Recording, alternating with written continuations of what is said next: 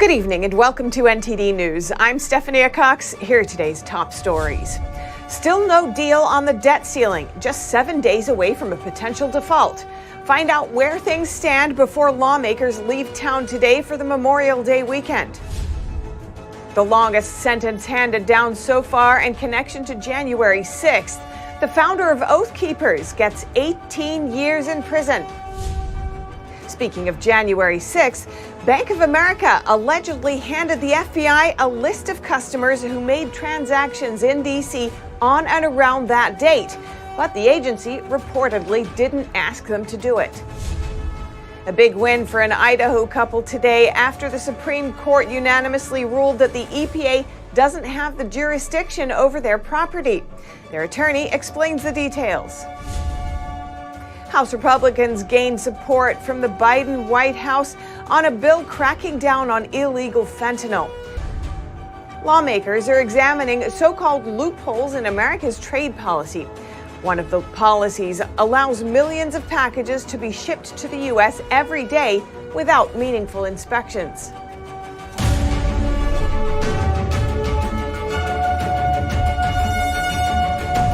Congressional leaders and the White House are continuing to negotiate on the debt ceiling last minute. Still no deal yet, 7 days away from a potential default. President Biden and House Speaker Kevin McCarthy said their teams worked around the clock overnight on a debt ceiling deal. The U.S. has 1 week before it reaches the potential X date, the earliest date the government could run out of money and be unable to pay its bills. Speaker McCarthy and I have had several productive conversations, and our staffs continue to meet as we speak, as a matter of fact, and they're making progress. I've made clear time and again defaulting on our national debt is not an option. Weeks of negotiations between Republicans and the White House have failed to produce a deal, in part because the Biden administration has resisted negotiation. McCarthy is holding out for steep spending cuts that Republicans are demanding in exchange for their vote to raise the nation's borrowing limit.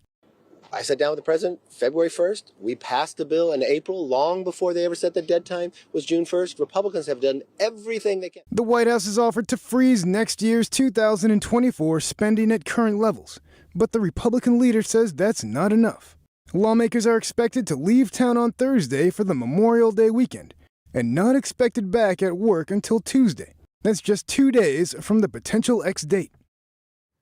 A federal judge has just handed down the longest sentence so far over the January 6 Capitol breach.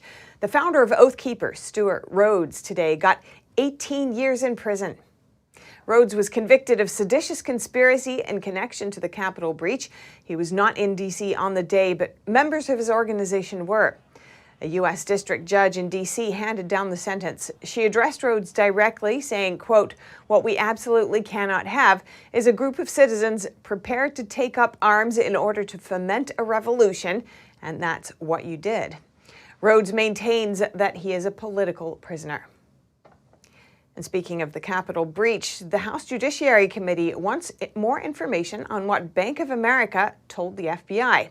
The bank allegedly supplied a list of customers who made transactions near the Capitol on or around January 6th. As part of the committee's larger probe into the FBI, they believe the agency received information about American citizens without a legal process. Fox News reports that the chair of the committee, Representative Jim Jordan, and the chair of the Weaponization Committee sent a letter to the bank CEO. In it, they request all records related to customer data provided to the FBI. A whistleblower recently testified that the bank voluntarily data mined its customer base to compile a list of who used a debit or credit card between January 5th and 7th in 2021. The list was allegedly created without a directive from the FBI and not based on criminal conduct of the customers. The committee also learned from a different source that people who purchased a firearm with a bank card were placed at the top of the list. Bank of America has until June 8th to respond to the request. And the Supreme Court ruled in favor of an Idaho couple today in a ruling that limits the EPA's jurisdiction over wetlands. NTD's Arlene Richards has that story. After 15 years, Michael and Chantel Sackett can finally build a home on land they purchased near an Idaho lake. This comes after the Supreme Court's unanimous decision on Thursday limiting the Environmental Protection Agency's jurisdiction over wetlands. The Sacketts were represented by Pacific Legal Foundation, a conservative group that advocates for property rights. Attorney Charles Yates explained the case. So the Sacketts dispute with the EPA goes all the way back to 2007 when the Sacketts, a family who lived in Priest Lake, Idaho, started to build a single-family home on a residentially zoned lot. Shortly after breaking ground, officials from the federal government, from EPA and the Army Corps of Engineers, entered their property and ordered that all work be ceased immediately. About 6 months later, the agencies then followed up with a compliance order in which they threatened the Sacketts with tens of thousands of dollars per day in civil penalties should they fail to immediately comply and cease all work on the property. He said the agencies claimed that the property was connected to navigable water through a chain located underneath roads and tributaries, and that the connection caused the lot to be defined as a wetland under the Clean Water Act. And what does the Clean Water Act say about water near a property or on land? So the Clean Water Act says nothing at all about that. The Clean Water Act provides EPA and the Army Corps of Engineers with permitting authority to regulate the discharge of pollutants into so-called navigable waters of the United States. He said the EPA has intensified their authority under the Act to require families to seek federal approval before building a house on their own property. And what was the Supreme Court's response to the EPA's argument and to the case overall? So the Supreme Court unanimously rebuked EPA in this case. The Supreme Court unanimously held that the Sacketts property is not a regulable water under the Clean Water Act. Because of this decision, he said the Sacketts and other property owners don't have to get a federal permit to build on their property. But it's always wise, I believe, given the agency's pugnacious attitude towards the Clean Water Act, to ensure that you are not discharging pollutants into areas that the federal government considers itself to have authority over. We reached out to the EPA for comment on this case, but we haven't heard back yet. Arlene Richards, NTD News. And in a rare display of bipartisanship, President Biden is backing House Republicans' Halt Fentanyl Act. The bill, which passed the House today, permanently designates fentanyl-like substances among the most dangerous drugs. But some lawmakers tell NTD that more needs to be done to counter the fentanyl crisis. NTD's Melina Wisecup has the details from Capitol Hill. More than 150 people die every day from overdosing on fentanyl. The epidemic is described by the DEA as the deadliest drug threat our nation has ever encountered. And in an attempt to combat this today, the House passed a bill that would list fentanyl as a Schedule I narcotic. And Republicans say that there are more aspects to consider. It hasn't always been fentanyl, but what has been one of the common denominators in the problem is what's going on at our border and how the drugs get into this country. The whole drug problem is multifaceted, and we need to address it. You got to deal with it at the source, which is our southern border. That's how it's getting in. And so I would say, even though this bill is important, the most serious bill is our border security package that we passed a couple of weeks ago. There were many Democrats who joined with Republicans to support this bill, although one of them told me that they would have liked to have seen some changes to it, but he described this issue as too serious to delay action on. This is not the way I would write the bill. But since I know it's a work in progress and something that's so devastating, Congress needs to take action. And President Biden does support this GOP-led bill, writing in a statement that the act includes critical components for the administration's plan to combat the supply of illicit fentanyl. The bill passed with 289 yes votes, while 132 Democrats and 1 Republican opposed it. Now, some are concerned about using criminal penalties to combat what they describe as a public health crisis. Mandatory minimums just don't work. You need to have circumstances differ from case to case. We know that China plays a role in trafficking this illegal fentanyl. Can you give our audience an understanding of to what level does China play in trafficking this fentanyl, and is there a way you all can hold the regime accountable for this? Yeah, no, they play a big role. Well, I call it Xi Jinping's gang. To me, it almost seems like a criminal enterprise of what they're utilizing to try to get into the United States, because they know of the havoc that it creates. The bill is now headed over to the Senate, where it could be tweaked before final passage in both chambers, and then off to the White House, where the president is expected to sign it. Reporting in Washington, D.C., Melina Weiskup, NTD News.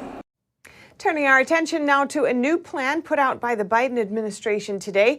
The strategy says it reaffirms the U.S.'s unwavering commitment to Israel's existence, legitimacy, and security. Is it enough to combat the rise in anti-Semitism? Earlier today, I spoke with the managing director of the Coalition for Jewish Values, Rabbi Yaakov Menken, for his perspective. Rabbi Menken, the Biden administration has a new plan to combat anti-Semitism, incidents of which have been rising in the U.S. To start with, I'd like to hear your response to the plan. The fact that they're doing an all-government strategy is really overdue because of this rise in anti-Semitism. It's very good that they're doing it. Unfortunately, the current implementation, as outlined today by the administration, is deeply flawed. That's how I would put it. Tensions have been rising over how to define anti-Semitism, which you've said will allow real anti-Semitism to fester. Could you explain more about that? I mean, that's really the problem. I don't know, and I don't think any of my peers are aware of any colleague, traditionally trained Orthodox rabbi, who doesn't recognize that economic warfare against Israel, like boycotts, it comes out of classic anti-Semitic economic warfare against Jews. 100% that it's anti-Semitic. There's something called the Nexus document, which tries to paper that over and claim that it's a legitimate anti-Israel political position. And when that is put up against the International Holocaust Remembrance Alliance definition of anti-Semitism, which clearly outlines the various anti-Semitic positions used against Israel, that just muddies the water. Yet the Biden administration has now praised both of those documents, giving precedence to the IRA definition, perhaps, but also commending the Nexus document. And that's simply unacceptable. And so where do you see this leading? Well, what it's going to do is muddy the water. Like you said, it's going to allow real legitimate anti-Semitism to fester. We see out in the field, you see on college campuses, that people start with these anti-Israel protests that promptly devolve into finding excuses to hate Jews. And that's what has now been enabled when you have a document like the Nexus document claiming, oh, that's not anti-Semitic. If it's not anti-Semitic, why is it that Palestinian flags are used against Jews interchangeably with swastikas? Now, you've pointed to the administration's ties with certain organizations like the Council on American Islamic Relations and the Southern Poverty Law Center as a cause for concern. Could you tell me more about that? Well, it's more than a cause for concern. We've directly pointed out that both of these organizations are encouraging and inciting anti-Semitism. The Southern Poverty Law Center puts a series of conservative organizations in the category of hate groups. That includes places like Family Research Council, but it also includes people who are fighting radical Islamic terrorism, which the SPLC does not identify as a collection of hate groups.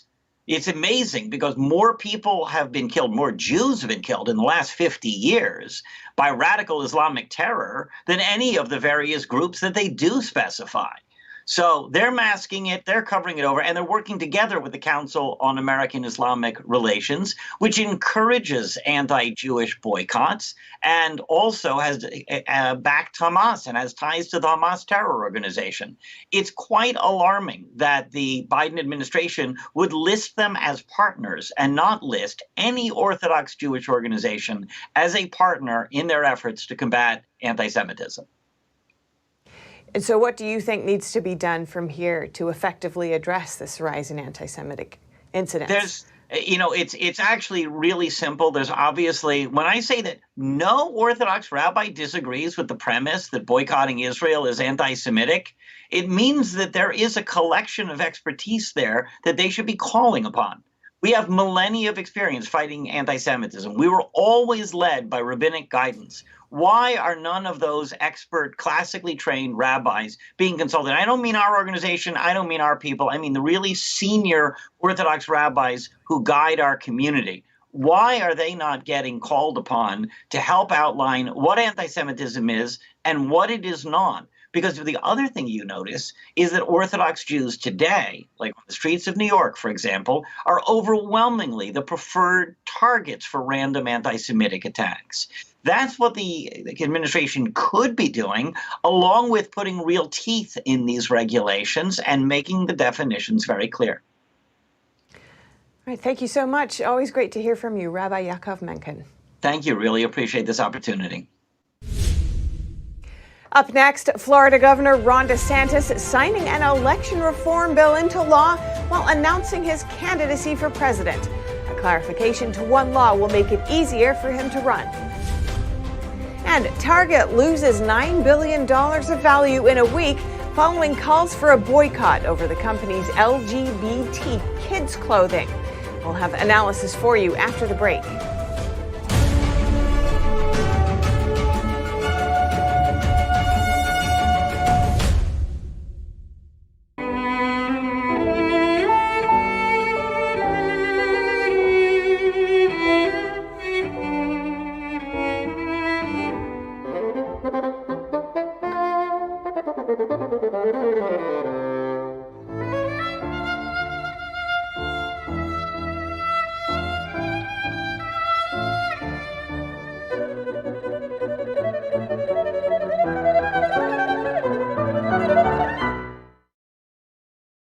It's just clear as day.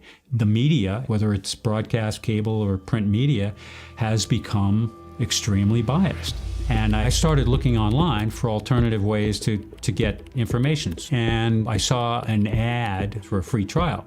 And I looked at it and I said, Epoch Times. I mean, come on, this is end of days type of stuff. I mean, what are they going to be talking about here? And I said, well, it's a free trial. Let me dig in.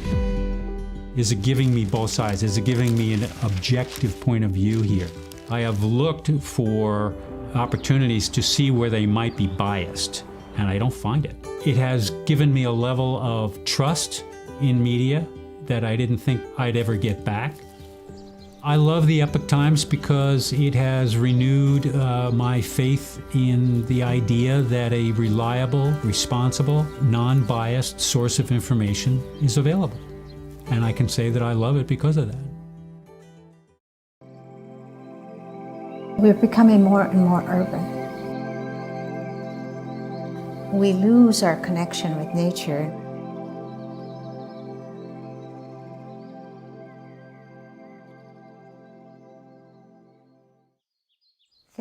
And it's not easy to do because children are hard to paint. Birds are hard to paint. They don't sit still. This is quite an accomplishment, reflecting nature back to us.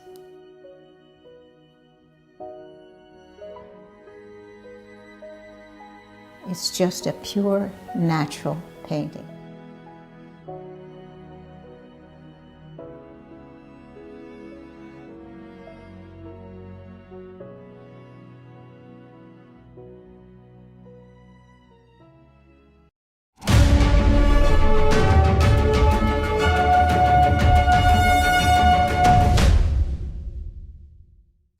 Florida Governor Ron DeSantis approving state law changes making it easier for him to run for president. He's also changing election rules for which he's already being sued. NTD's Ariane Pazdar spoke with a legal expert. Shortly before Florida Governor Ron DeSantis made this announcement on Twitter on Wednesday. Well, I am running for President of the United States to lead our great American comeback. He signed an election reform bill into law. Senate Bill 7050, which had already passed both chambers of the legislature, changes 27 state election rules. Most of those affect voter registration organizations. For example, that such organizations must renew their registration with the state for each election cycle. The time frame for organizations to submit forms to election officers is shortened from 14 to 10 days, and it will increase required maintenance activities. The ACLU of Florida responded to the new law, saying it's racist because Black and Hispanic voters are 5 times more likely to be registered to vote by these organizations than white voters. Because of alleged racist intentions, Elias Law Group, founded by Mark Elias, already filed a lawsuit against the DeSantis administration. Mark Elias is a well-known election lawyer in Democratic circles. He represented Hillary Clinton in the Clinton campaign. Zach Smith is a legal fellow with the Heritage Foundation. He says he suspects political bias behind the lawsuit. According to him, the changes approved by the governor can increase election security. How likely is it that plaintiffs will actually win this case? Well, it's hard to read the tea leaves in these cases. The initial lawsuit in the federal district court in Tallahassee has been assigned to a very left-leaning liberal judge who has frequently ruled against Ron DeSantis in the state of Florida. However, he added that any decision by the court could always be appealed. Before DeSantis signed Wednesday's bill, it wasn't clear if he would have to resign as governor for his presidential run. That's due to the Resign to Run statute in Florida. However, the bill clarified the issue, clearing the way for DeSantis' run. Arian Pastar, NTD News. Is Twitter as a platform moving to the right? Fox News used to be the place where conservatives broke news, but now it seems to be Twitter. Florida Governor Ron DeSantis announced his presidential run on Twitter. The Daily Wire is moving its podcasts onto Twitter, and Tucker Carlson's new show will be exclusively on Twitter. NTD's Faye Quarter takes a look at what's going on.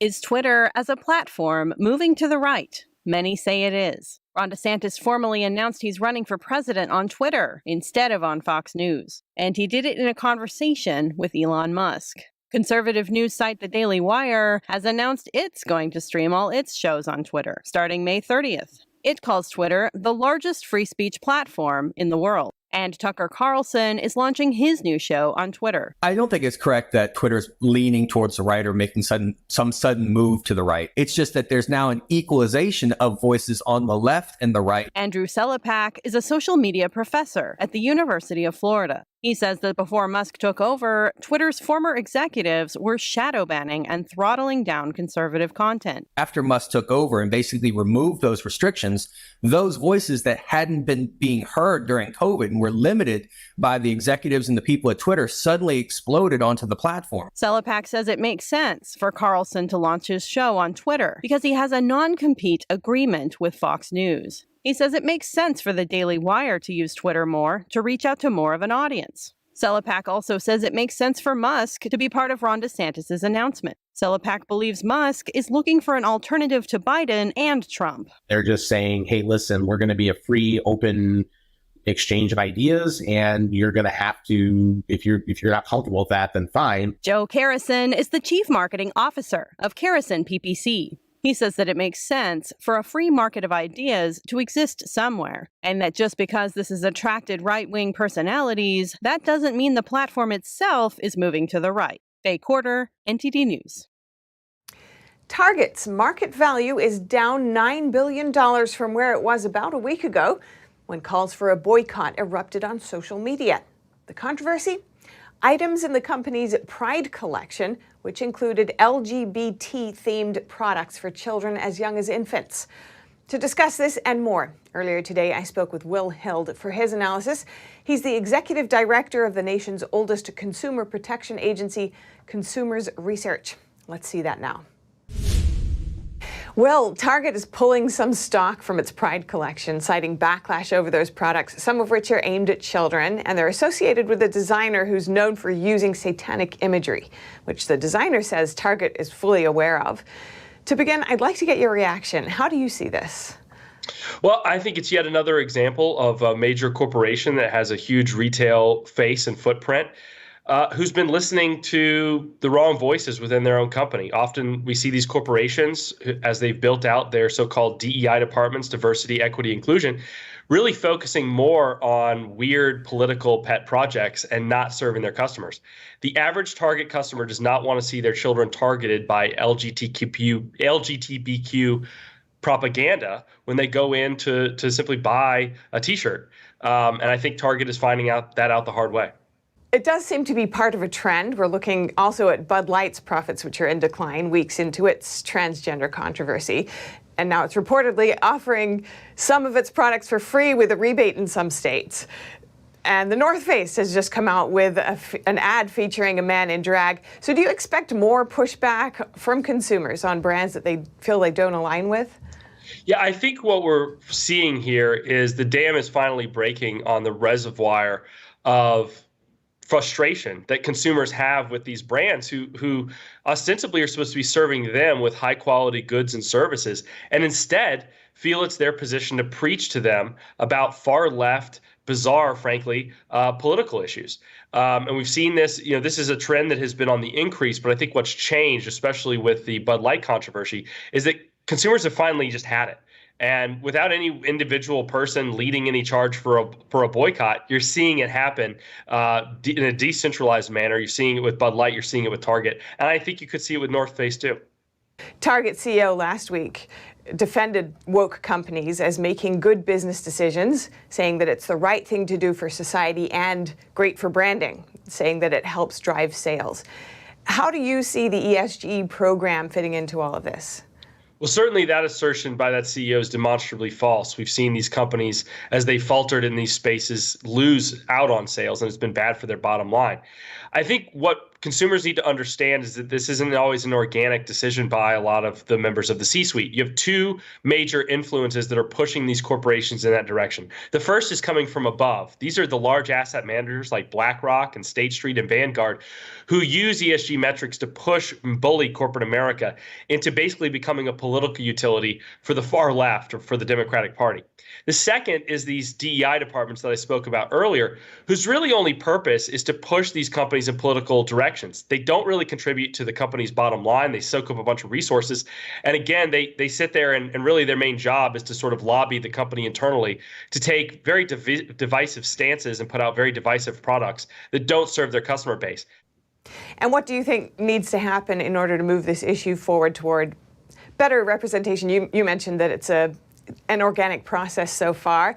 Do you see anything else that needs to happen? Well, I would just encourage, as the nation's oldest consumer protection organization, we would encourage consumers to feel empowered. It's sometimes easy when you see all these companies pushing this level of nonsense and absurdity to feel like, why are they doing this? I'm just one little person. I feel like I'm being told what to do by all these corporations. And what we've seen from the Bud Light controversy to the Target controversy is that consumers should feel like they are in charge. They are making a difference. These companies are now on their back heels. And they're going to have to go look at how these decisions were made. We've already seen Bud Light put several of their employees responsible for the Mulvaney disaster on leave. Hopefully they make that permanent leave.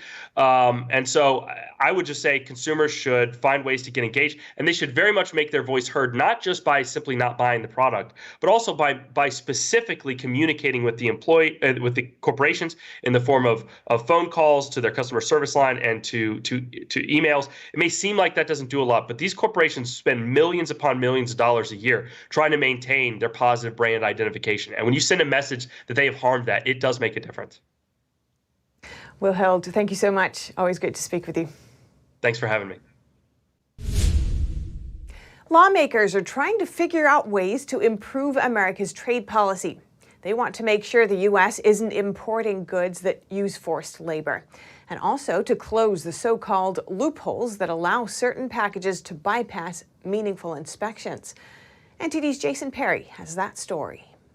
Witnesses testified Thursday before the Ways and Means Committee on America's trade policy, and one of the issues brought up was forced labor in the supply chain. Uyghurs held in forced labor in factories and internment camps in China, garment workers held in forced labor in sweatshops in Bangladesh. And Michael Kenko, CEO of Import Genius, says he knows exactly how to help stop it, and he explained how his company works. Since 2007, Import Genius has helped make the global supply chain more efficient and more transparent by making shipment records from 17 countries, including the United States, easily searchable and user-friendly. He explained how Import Genius has been able to help clean up supply chains. This gap is also impacting our ability to stop Chinese forced labor. Many of the goods sourced from China that appear on the U.S. government's list of goods produced by child labor or forced labor are typically shipped by air. He added that U.S. Customs and Border Protection only publishes shipping data for cargo shipped by sea, but not for cargo shipped by air or by land, which make up 43% of U.S. import value. And Michael Stumo, CEO of Coalition for a Prosperous America, pointed out another issue known as the de minimis loophole. It allows over 2 million packages per day to enter the U.S. without meaningful inspection. Chairman Jason Smith rightly said de minimis is essentially a free trade agreement with China. Allowing China to exploit de minimis is in fact unilateral disarmament of our customs and trade laws. And he talked about the overall impact it has with America's relationship with China. We're building their military and we're building their ability to invade Taiwan. And it's because we can't figure out that we need to build and make stuff here and employ our people and get our profits. During the hearing, Representative Earl Blumenauer advised the witnesses that there is currently a proposal that would take away the transparency of maritime shipping data. And if passed, that would practically end all transparency for shipping data to the public. Jason Perry, NTD News. As artificial intelligence becomes more and more powerful, there is growing support to regulate the technology, from world governments to technology companies. Microsoft proposed regulations for artificial intelligence today. This amid broader growing support for regulating this technology that's becoming increasingly more powerful. Microsoft proposed a requirement where AI systems must be able to completely shut down, similar to an emergency stop button. The maker of ChatGPT, OpenAI, likened artificial intelligence to nuclear energy and said that this technology comes with the possibility of existential risk. And AI experts agree. Associate Professor of Computer Science at Rice University and Shumali Srivastava says people could use AI to generate computer codes that are malicious.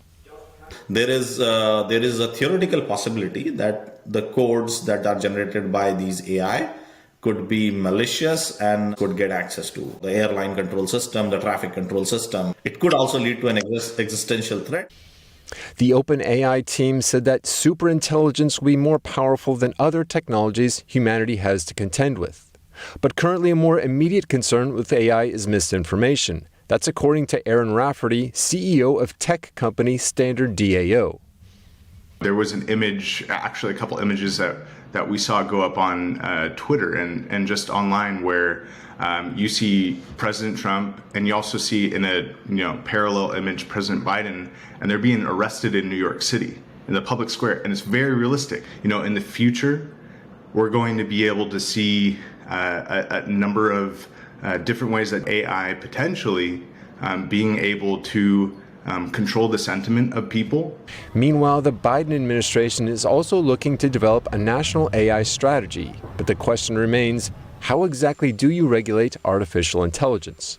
From my standpoint, obviously I'm not a regulator. However, transparency it's a good start. We need to know what types of assumptions these models are making and how they are actually, implementing this information and these models into the wider population. First thing you need to, first of all, educate people, everyone, about look, just like Google search can give you wrong answers, these can give you wrong answers, misinformation. People know that information on Twitter, WhatsApp, whatever it is, it could be made up.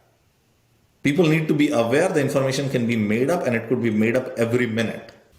The Biden administration is taking public input on how to regulate AI on areas like standards, investments, trust, and safety practices.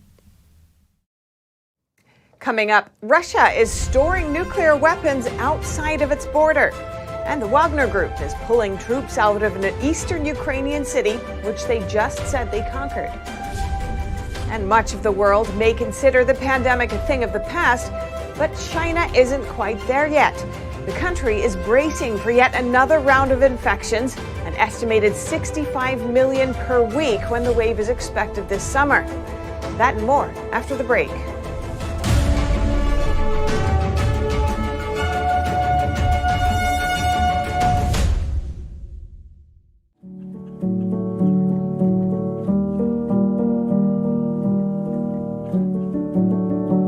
A painting that has true beauty. I imagine it's like a door.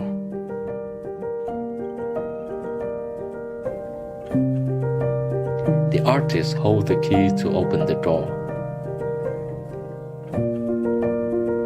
and bring people to a purer world.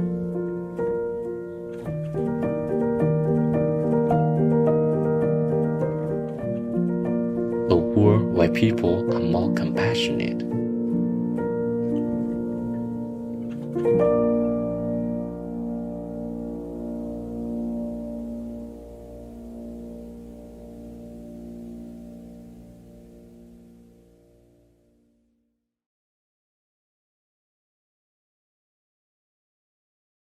I can remember being back in medical school where it was almost a depressing conception of the brain. We're born with so many neurons that peak like around 20, and then it's just a downhill decline from there.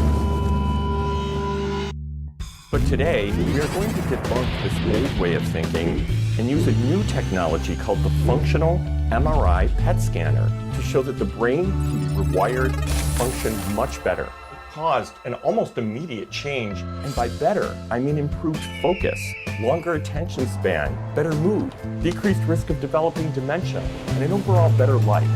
So get ready to be surprised and even amazed. This is really exciting information as we explore what is possible, as we talk to thought leaders in the field. I needed to make sure I'm really that guy, okay. See the cutting edge tools they are using to assess the brain and hear from real patients about their dramatic healing process.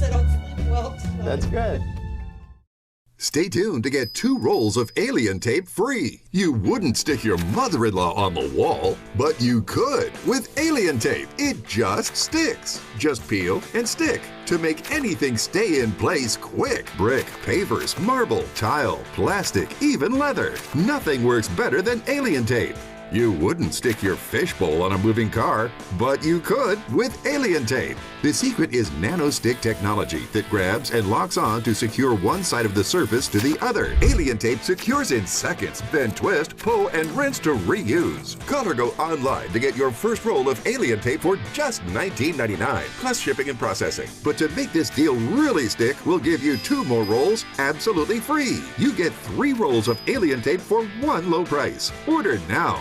To order, call 1-800-490-1364 or go to tryalientape.com. So call 1-800-490-1364 or order online at tryalientape.com.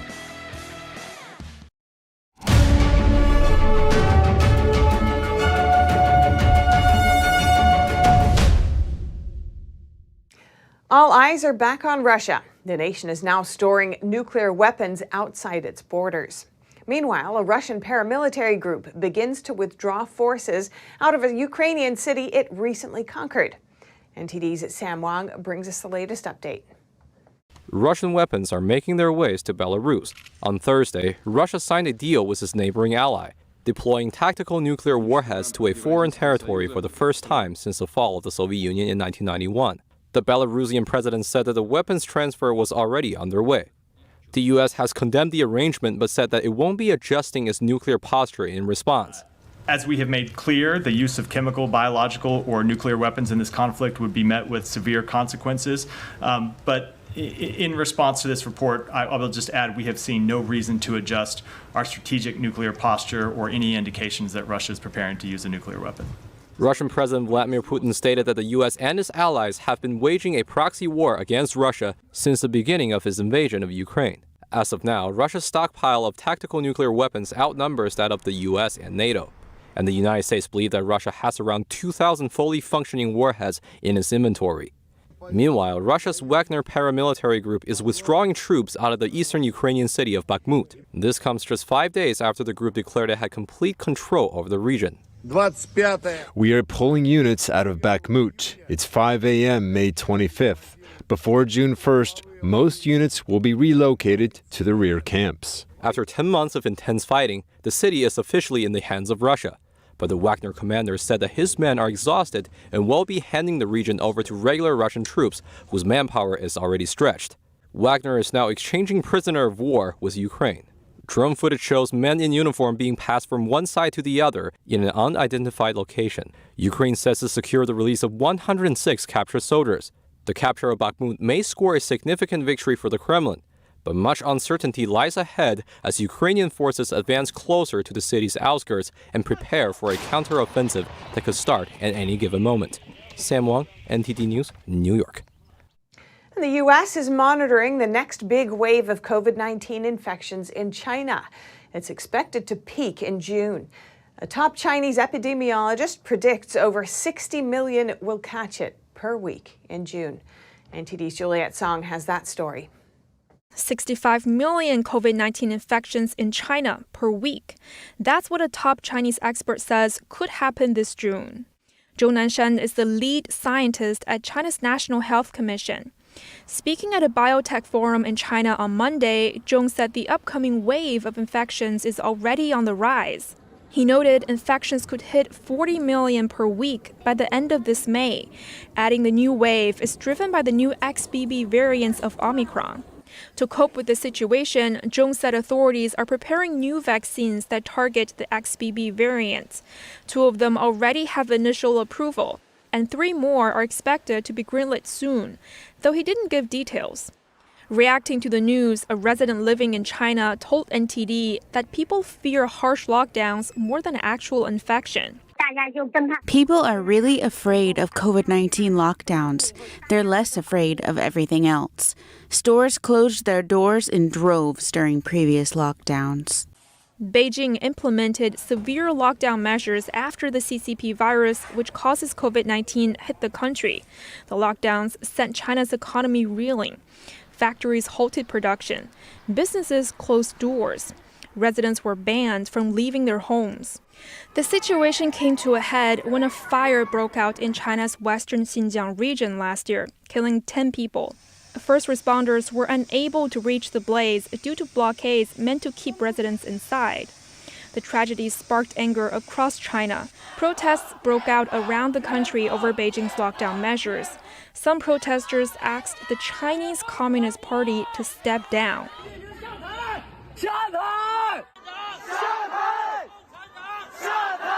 People also demanded freedom.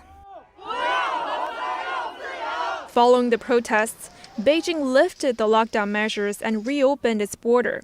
It remains to be seen how the next wave would play out. China said about 80 million elderly people in the country have not been vaccinated or boosted. This group is at a relatively high risk of infection. It remains to be seen how the next wave would play out. China said about 80 million elderly people in the country have not been vaccinated or boosted. This group is at a relatively high risk of infection. We'll keep you updated as the situation develops. Juliette Song, NTD News. The U.S. State Department said it's discussing the reports with allies and partners. Now turning our attention to the armed conflict in Sudan. Sporadic clashes between Sudan's army and a paramilitary force are being reported amid a week-long ceasefire. Local residents reported that clashes between rival military factions could be heard over several nights in parts of Sudan's capital.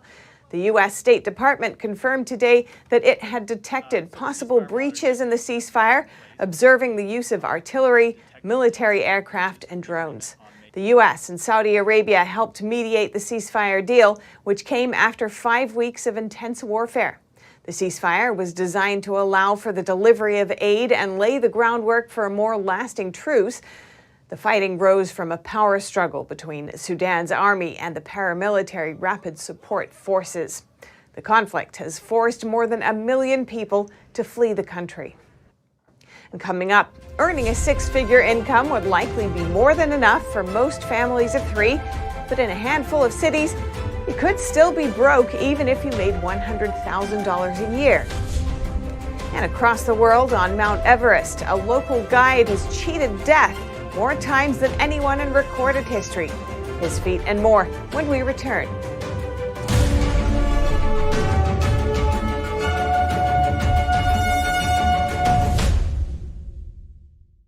According to ancient Chinese medicine, purslane is considered a medicinal herb and is used to help lower cholesterol, improve vascular functions, and prevent diabetes. Perilla seeds can nourish the lungs and spleen. It is used to treat asthma and improve pulmonary functions. Puritang green vegetable omega-3 is made from purslane and perilla seeds from Hwangmae Mountain in South Korea.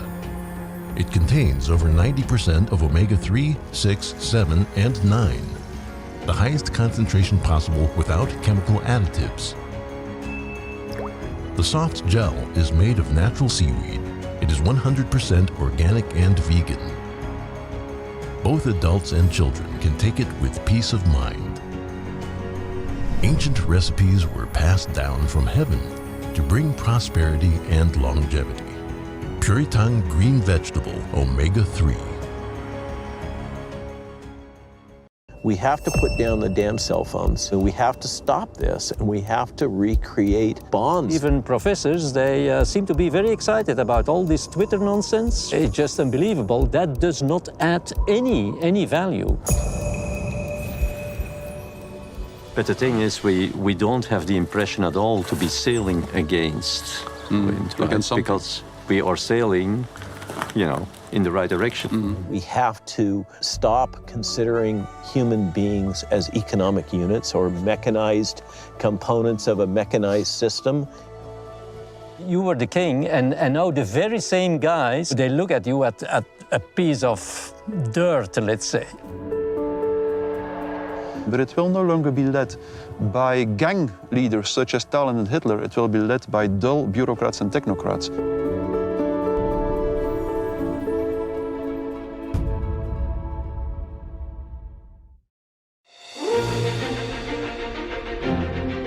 NTD's Capital Report. It's about getting answers, cutting through the fog of politics. It's about your questions and our chances to ask. What is the net impact of the American Congressman Braves? Thank you for joining us. We're speaking to those in power to find out what does this mean for the people. We're here so you're in the know. I don't think that many kids in my son's school even do it. He makes fun of his friend who vapes. He would never try it. She's into soccer. She's on the honor roll. She's just not the type.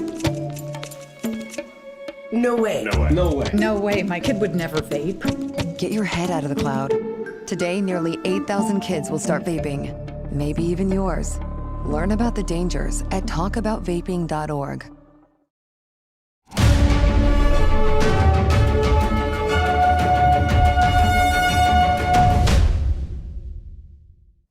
Cost of living. It's something we all need to consider when deciding on a place to call home.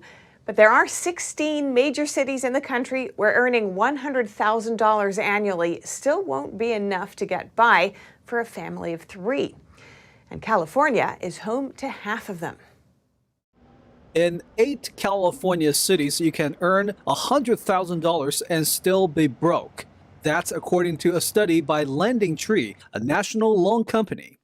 And topping off their list at number 1 is San Jose, ranked as the most expensive city in the entire U.S. I'm originally from New York City, which is another city that's extremely expensive. So, yeah, I'm used to expensive cities, but this is crazy over here. I mean, you can just see it every day. LendingTree reported that a family of 3 in San Jose earning 6 figures could still be in debt every month by about $1,500. That is surprising. I thought maybe some city like San Francisco might top the list, but yeah, this is surprising. San Francisco was listed as the 2nd most expensive city in the nation. The monthly income for a family of 3 was estimated at $8,333, but living expenses would be about $9,500.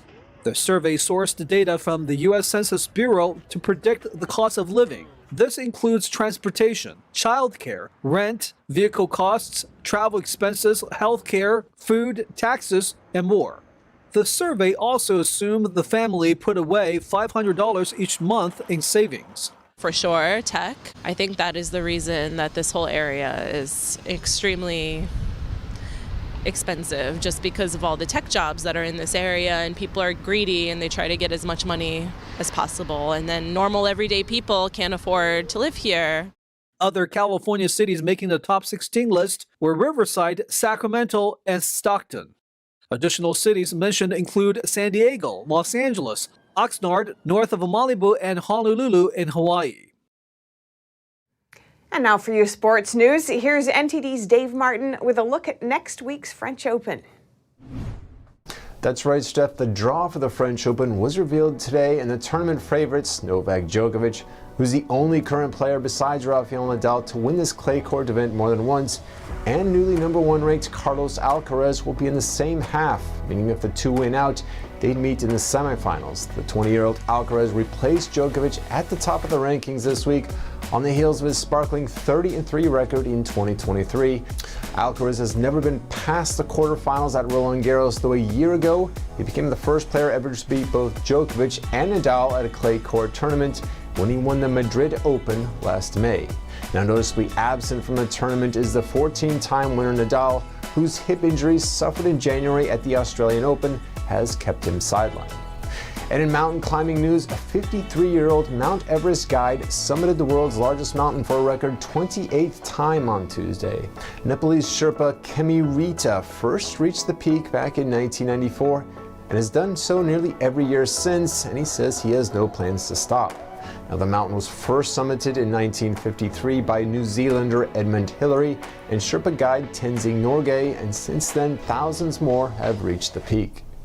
And for your sports viewing schedule tonight, more playoff action. First in the NBA, the Celtics play the Heat in Boston, down 3-1 and needing a win to extend the series after staying alive with a victory in Miami Tuesday night. And in the NHL, the Stars look to avoid a sweep at home as they host the Golden Knights.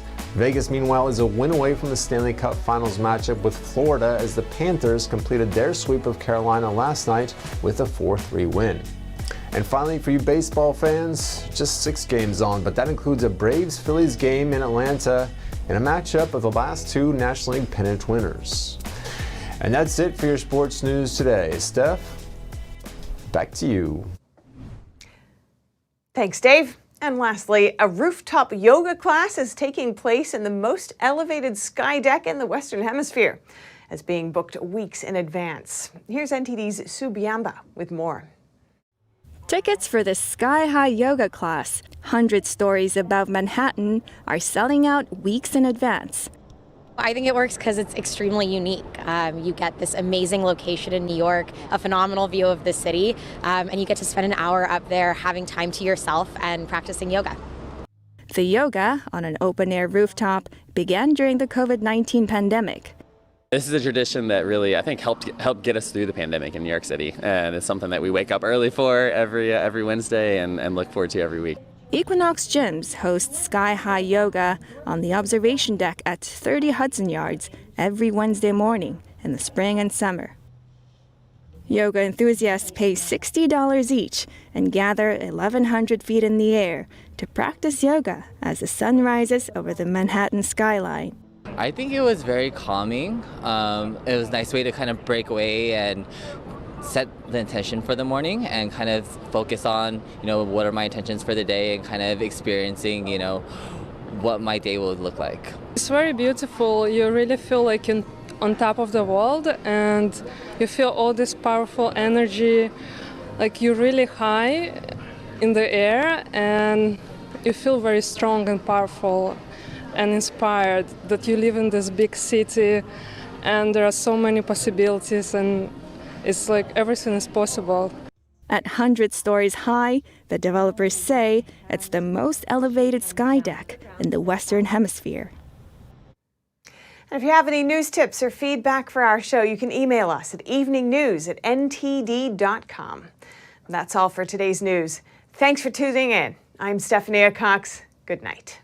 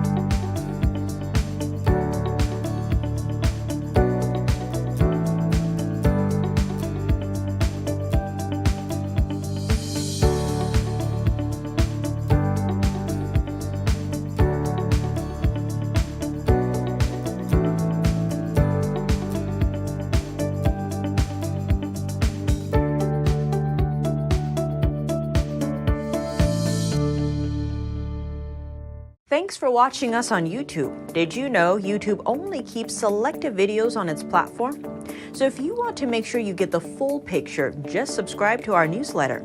Go to newsletter.ntd.com and sign up. It's free.